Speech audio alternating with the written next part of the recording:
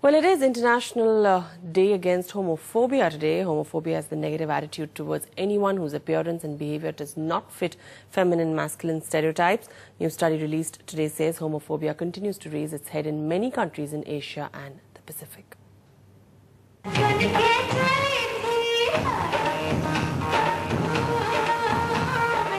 This drop-in center in a metropolis is one of the few safe spaces for feminized males or kotis, a platform for them to share their problems, particularly the social stigma.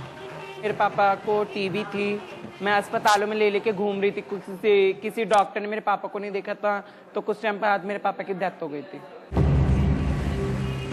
In our country, men who have sex with men, referred to as MSM, and transgender people experience discrimination in access to education, employment and justice.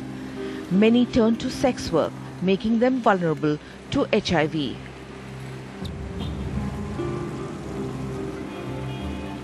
A new study points out that HIV prevalence has reached alarming levels among MSM and transgender populations in Asia and the Pacific.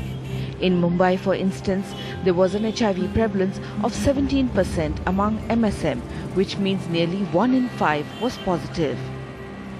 The study conducted by the United Nations Development Programme and the Asia-Pacific Coalition on Male Sexual Health says 90% of this population do not have access to HIV prevention and care services. The legal environment contributes to marginalizing them. Of the 48 countries and territories in Asia and the Pacific region, 19 continue to criminalize male-to-male sex. With the Delhi High Court reading down Section 377 of IPC, India has taken the first step and set an example. The court's intervention is the first step, but actually needs to be a lot of groundwork from the NGOs, from the members of the civic society, and the government also.